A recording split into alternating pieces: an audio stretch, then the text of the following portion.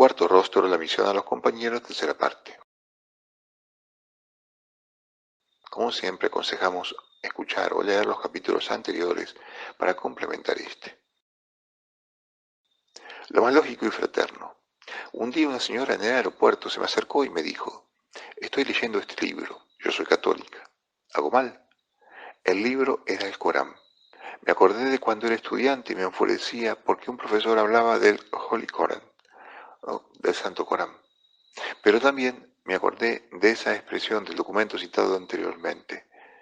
A través de sus propias tradiciones religiosas reciben la salvación. Entonces le respondí a la señora: mire señora, este libro es leído por millones de seres humanos en el mundo y para ellos es un camino de salvación. Léalo con interés y respeto y rece para que el mismo libro algún día les mueva a acercarse a Jesucristo el Señor.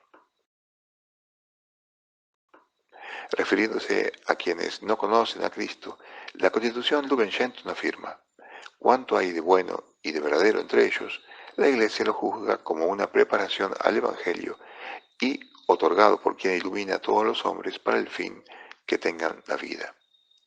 Lo más lógico y fraterno es que al acercarse a un pueblo de otra tradición religiosa, se haga el esfuerzo por conocer lo que hay de bueno y verdadero en el mismo. Al conocer que hay bondad y verdad, se está acogiendo la acción del Espíritu Santo en ese pueblo. Es casi imposible imaginarse a alguien que no sea capaz de identificar algo bueno y de verdadero en los pueblos con otras tradiciones religiosas. La presencia universal del Espíritu. Pero te decía que fuera de esta realidad de la semilla del Verbo, hay otra y es precisamente la presencia universal del Espíritu Santo. Para referirse a la misma, ¿qué mejor forma puede haber que tomar en consideración el magisterio de Juan Pablo II? Al respecto nos dice 5 cosas.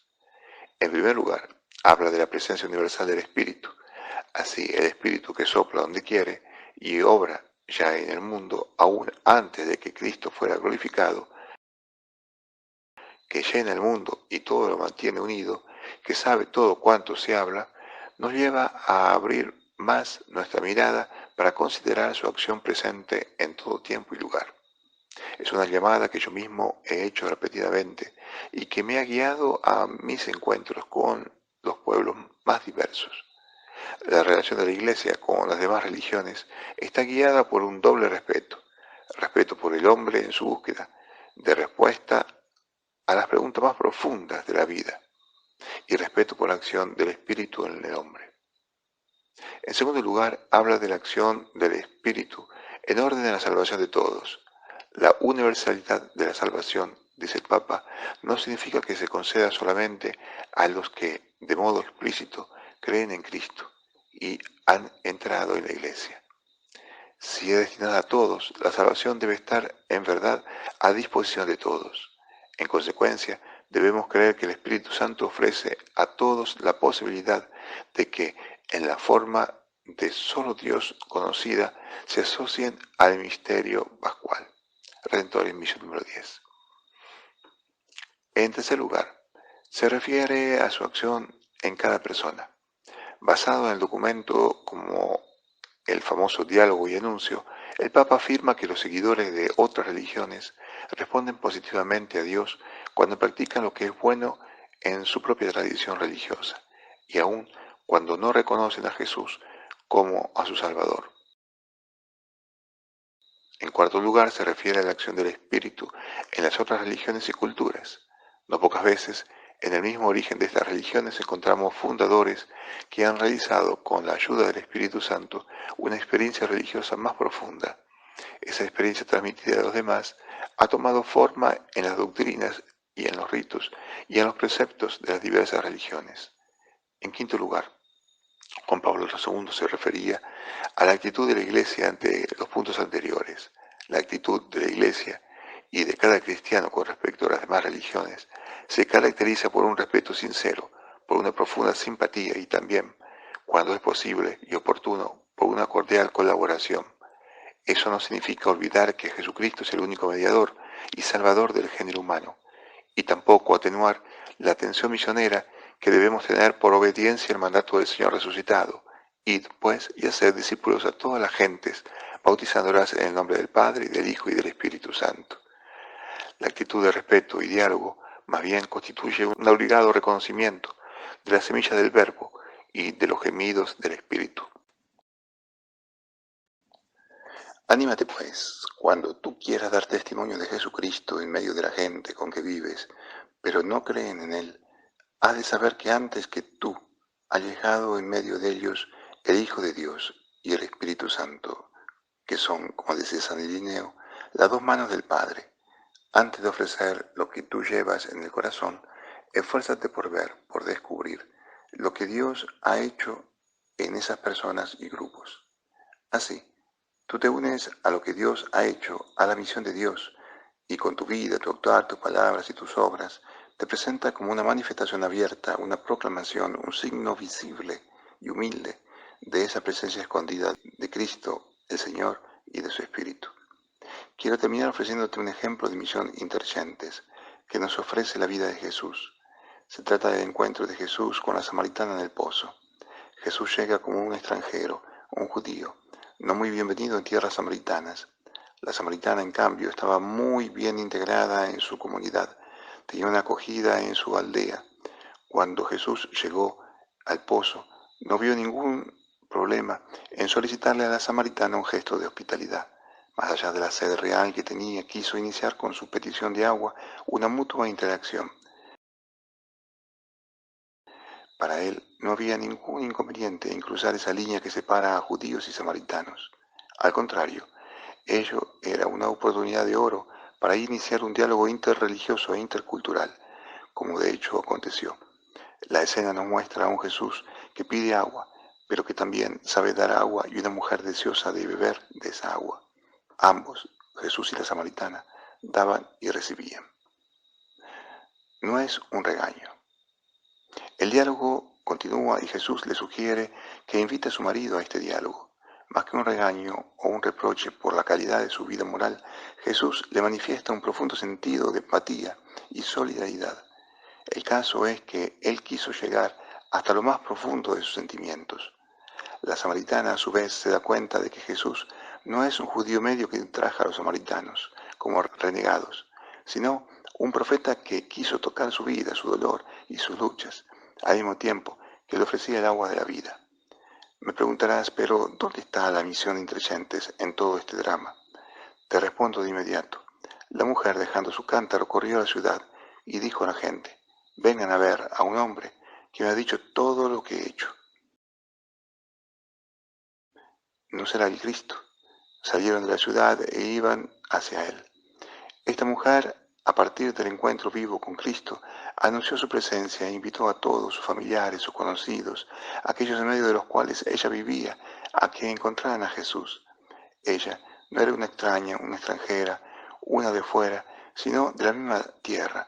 Ellos creyeron en su palabra. Ella juntó tres cosas maravillosas: el encuentro personal con Cristo, el anuncio de Cristo a sus conocidos y la motivación para que también ellos se encontraran con Él.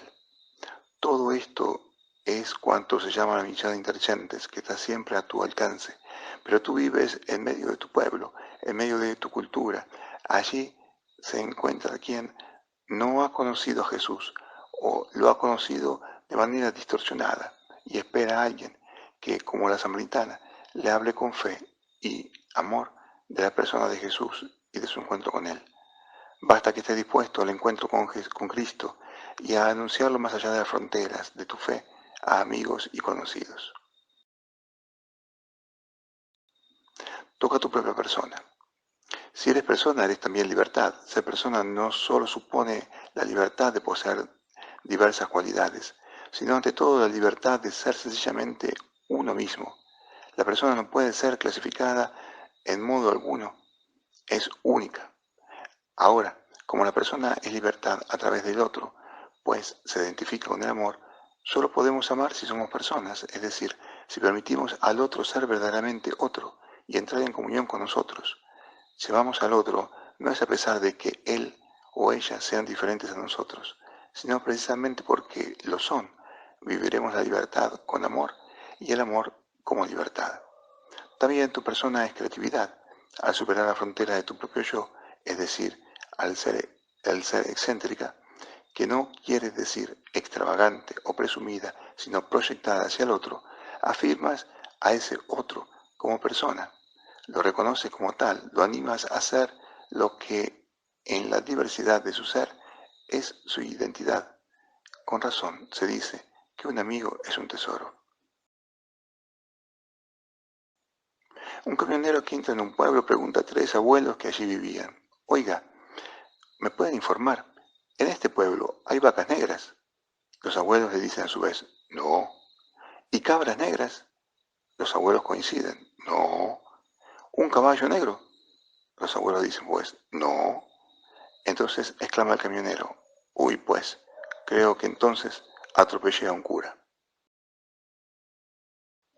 Bueno, no atropellen a este curita, sino que aguanta un poco más y continúa viendo la serie de videos que nos hablan del éxodo de los hermanos Guarao a Brasil. Si quieres saber más o deseas colaborar, te dejo mi WhatsApp, más 58 424 511 46 49. Aunque estoy trabajando en la Amazonia brasilera, sigo con mi número venezolano, una de las tantas cosas que con cariño conservo de esa tierra. Abrazos y rezo por ti.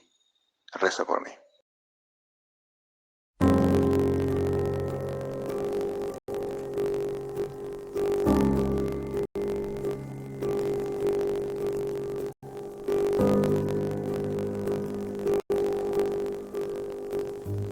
Como a las 9 de la noche estábamos llegando aquí al frente del abrigo de Pintolandia,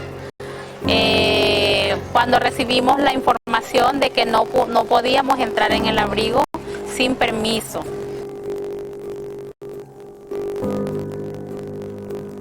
Bueno, nos ubicamos al frente del abrigo, tuvimos 19 días ubicados en la calle. Tuvimos 3 oportunidades solicitando la entrada al abrigo y nunca nos permitieron la entrada. Già 2014 tu puoi incontrare nella stampa registro della presenza di indígenas venezuelanos. Non si sabia se era Guarao. Questo 2014, 2015 questo si è ripetuto. En total éramos 38 personas que dormíamos allí al frente de Pintolandia. Durante las noches dormíamos allí, había una tubería de agua, de allí consumíamos el agua, de allí lavábamos en las noches y los baños lo utilizábamos de una bomba que queda cercana al lugar. Verso la fine del 2016 erano già cerca di 500 persone a Boa Vista, Guarao. Lo Stato brasiliano non ha il diritto di rimandare il gruppo di ritorno al loro paese senza capire cosa si passa. Conjuntamente con Aníbal Pérez, que viene de la comunidad de Mariusa, nos sentamos a hacer un proyecto de desarrollo integral. Sobre todo estábamos abarcando lo que era la parte de educación, la parte de salud y la parte económica, así como infraestructura. Este proyecto que actualmente tiene el nombre de Cauanoco. Bueno, después de esto nosotros tuvimos también contacto con la ACNUR, donde nos reuníamos allí frecuentemente en el parque. Posteriormente se llega una información a ese lugar donde una persona brasilera llega a informar al cacique Wilson que aquí había un lugar abandonado que podían caber muchas personas. Ya la comunidad fueron 150 familias quienes llegaron en ese momento para acá, el 3 de marzo del 2019. En este lugar abandonado, esto es un antiguo club de trabajadores, vivían ya 3 familias no indígenas. Aquí ocurrían muchas cosas malas. Y cuando llegamos nosotros, bueno, esto todo estaba lleno de monte, esto estaba no en condiciones de habitar. Entonces a partir de ahí es verdad que se abre un nuevo espacio. ¿Por qué? Porque Cauanoco es un espacio de libre acceso. El acceso está regulado exclusivamente por los moradores. Es una experiencia en la que ellos intentan, ellos quieren definir la forma como va a ser la convivencia allá adentro. Quieren decidirlo de una forma autónoma, de una forma autogestionada, cómo quieren que la convivencia se dé dentro de Cabanuco y cómo quieren que se establezca el diálogo de forma directa con las instituciones del Estado brasileño, con las agencias internacionales y con las entidades de la sociedad civil o de la Iglesia, como en nuestro caso. Es un espacio que tiene una autoorganización propia, que es mixta entre migrantes indígenas y no indígenas. Por lo tanto, hay un interlocutor que está legitimado por el conjunto de los moradores y es con ellos con los que se puede hablar. Y a partir de ahí es verdad que la relación cambia porque se pueden hablar desde perspectivas muy concretas, de necesidades concretas en términos de alimentación, en términos de educación, de salud, en términos de seguridad en aquel espacio, o sea, necesidades muy relacionadas con el ambiente y con el hecho de compartir un espacio común, un grupo que ya llega a casi 600 personas, pero también nos dio una oportunidad de poder llegar a un diálogo un poco más profundo, principalmente con los Guarao, en términos de expectativas, de horizontes, de entender que hay varios horizontes, hay varias expectativas, no hay única sola. Quellos che parte hanno una relazione molto grande con quello che rimane lì. Muita gente rimane lì e outros faziam questo viaje e retornavam, não havia um cambio disto. E nós outros venimos que é o mesmo com a migração agora. Então, os Guarau vêm acá, mas desde que possam, enviam allá vestite, cibo o medicina e in cambio portano l'artesanía per continuare il flusso. Nosotros nos organizamos también por comité de alimentación, de educación, de salud, de protección al niño, a la mujer, infraestructura, limpieza, seguridad. Primeramente, el primer proyecto fue de educación. No se pudo realizar porque la organización que estaba apoyando internacional quería verificar si este lugar era oficial.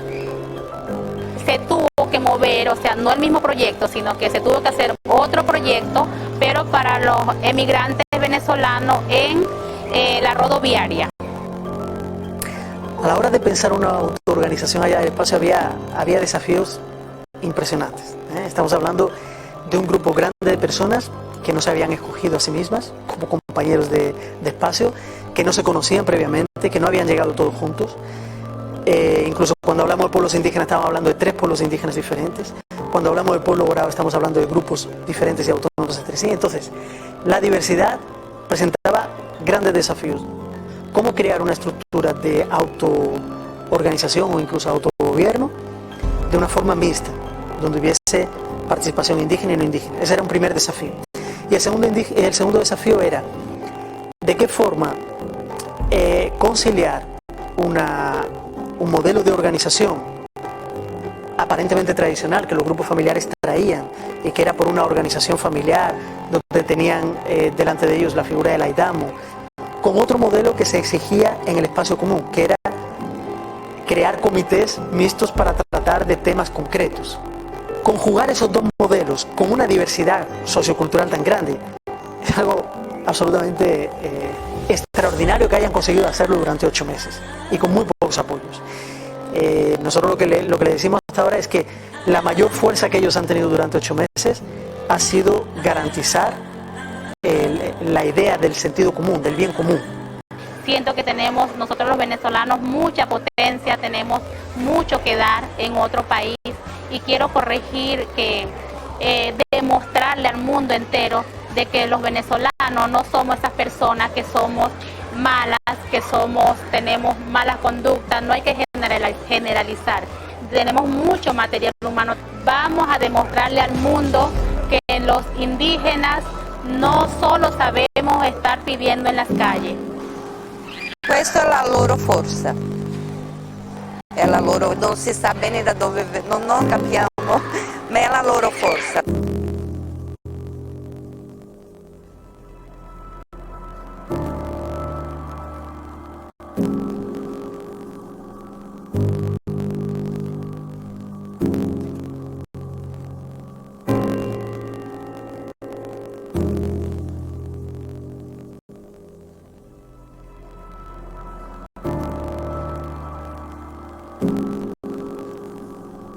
Chao.